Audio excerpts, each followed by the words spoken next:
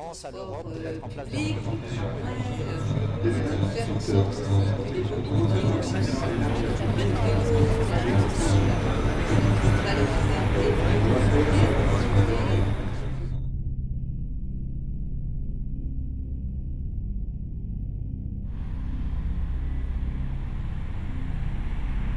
La qualité de l'air est un sujet de préoccupation majeur.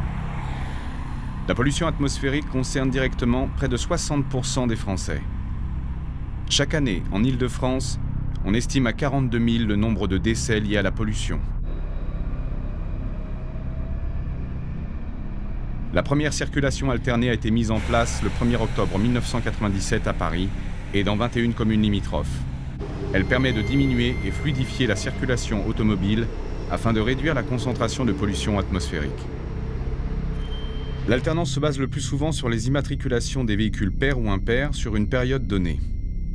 En 20 ans, cette mesure n'a été prise que 2 fois. Si les plans régionaux de la qualité de l'air avaient été appliqués, d'autres mesures auraient pu être envisagées.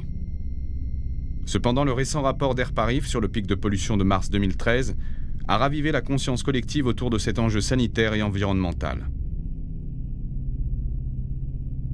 C'est d'ailleurs cette année qu'a lieu le 10e anniversaire des respirations à Paris.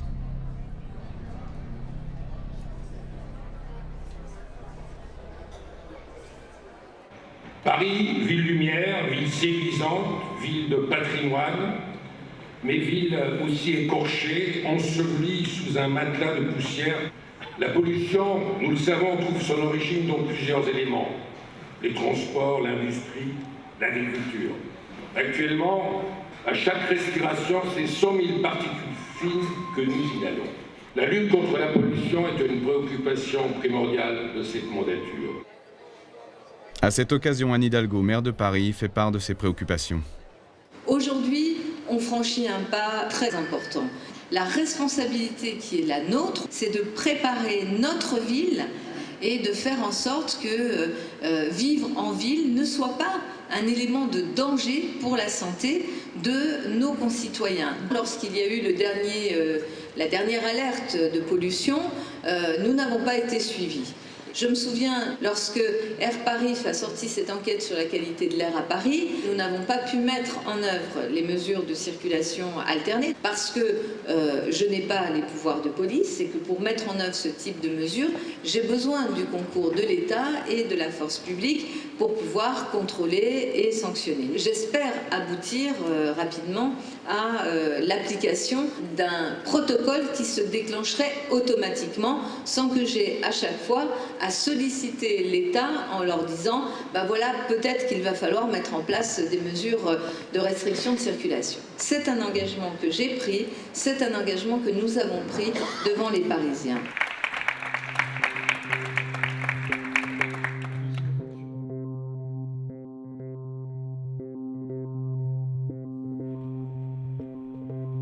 La pollution semble donc être le cheval de bataille d'Anne Hidalgo. Dans ce combat, un des alliés principaux se trouve être Airparif.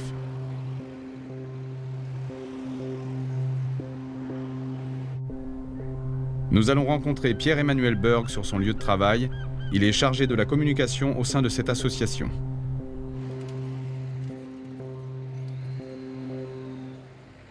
On a été créé en 1979, qui a 35 ans, et nous fêtons notre anniversaire cette année. Donc nous sommes une association à la loi 1901, agréée par le ministère de l'écologie pour surveiller la qualité de l'air en Île-de-France. En fait, il y a à ce titre-là 26 ASQA, donc des associations agréées de surveillance de la qualité de l'air en France et dans les DOM donc. Et donc nous sommes l'une d'entre elles pour la zone Île-de-France. On fait de la prévision pour le jour même et pour le lendemain. On a également une mission d'information et de communication auprès des citoyens, de manière générale, des médias et de tous les organismes d'État, quels qu'ils soient.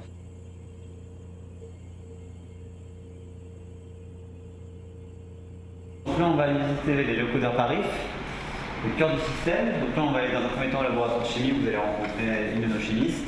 Airparif, c'est la surveillance de la qualité de l'air au niveau de l'Île-de-France, mais on a la même chose pour la Normandie, pour la Bretagne, en fait, pour l'ensemble des régions. C'est quand même une association à but non lucratif, à savoir que pour répondre à d'autres types d'appels d'offres, mais on ne peut pas en faire notre métier de manière courante. On n'accepte pas forcément les particuliers. Pourquoi? Parce que la gestion serait quand même compliquée.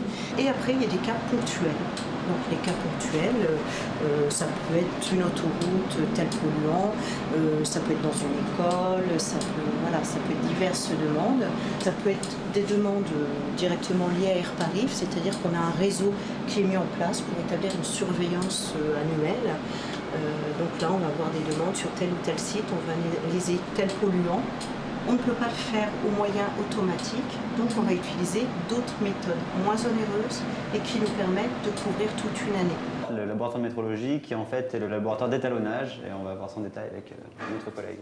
Nous sommes au laboratoire de métrologie les garants de la qualité des mesures enregistrées par le réseau Airparif. Pour la qualité de mesure, donc, il faut s'assurer que tous nos matériels qui partent sur le terrain soient homogènes, donc on mesure la même chose partout, surtout le réseau Airparif, avec les mêmes types d'analyseurs, donc qui mesurent le même type de polluants. Et quelques personnes habilitées dans la structure sont permis de rentrer dans le laboratoire. Toutes les données enregistrées dans le laboratoire sont privées et donc il y a une confidentialité envers nos clients et envers Airparif au niveau de tout ce qui est enregistré dans le laboratoire.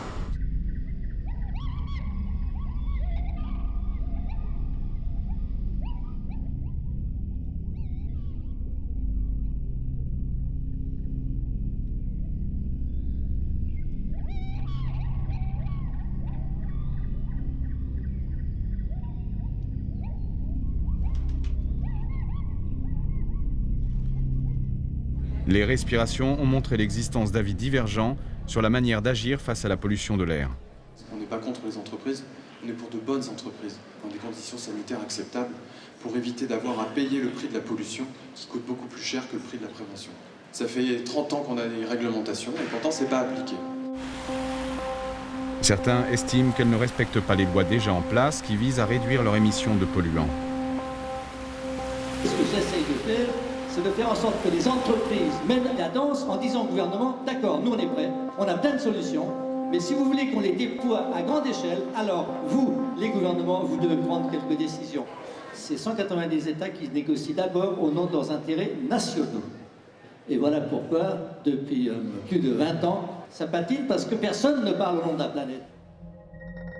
Certains montrent du doigt la force des entreprises internationales, celle d'agir à une échelle mondiale.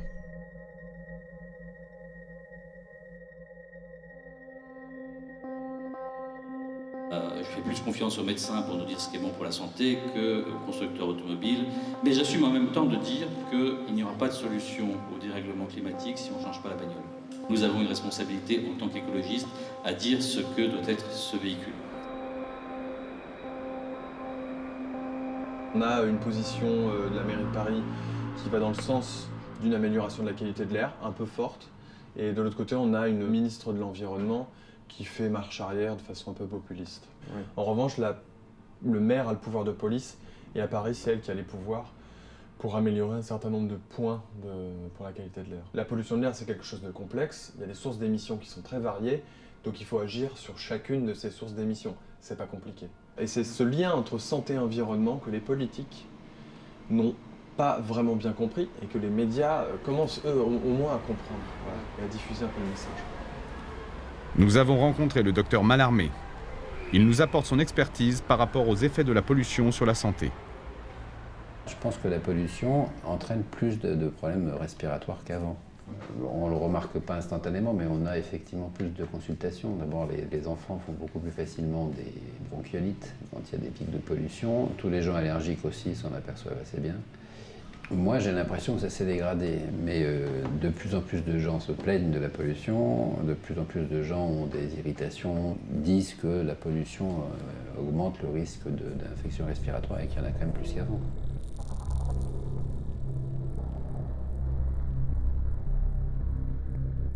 Donc là, on va se rendre sur une des stations automatiques d'Airparif. On en a 55 en Ile-de-France, dont 16 à Paris. Là, en l'occurrence, c'est une station de trafic. Donc, située sur le boulevard Haussmann, qui fait partie des stations assez polluées de Paris, puisqu'on a quand même un trafic très dense ici. On va aller visiter les machines qui permettent de mesurer la pollution sur le boulevard.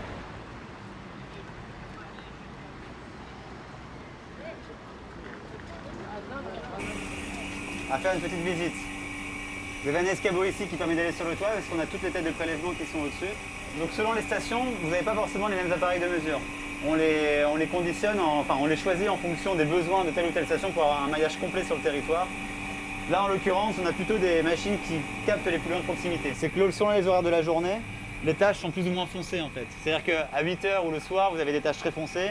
À midi ou la nuit, ces tâches s'éclaircissent parce qu'il y a moins d'émissions tout simplement. Et vraiment, il y a une différence très flagrante des couleurs. En rural, vous allez avoir des tâches très claires, beaucoup plus claires que ça, quasiment sur toute la bande. En ville, c'est noir tout le temps quand même.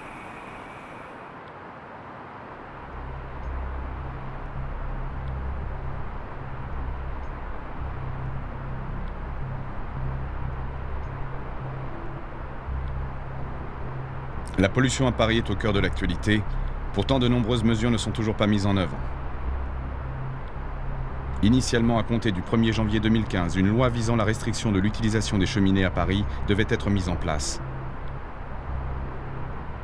Cependant, cédant à la pression, le gouvernement fait volte-face et revient un an en arrière. Le 16 décembre 2014, le président de la Commission européenne a confirmé sa volonté de concentrer ses actions sur le relancement de l'emploi au détriment de l'environnement. Avec l'immobilisme de nos pouvoirs politiques, la contamination de l'air des grandes métropoles gagne du terrain. Désormais, la pollution à Paris est aussi nocive que le tabagisme passif.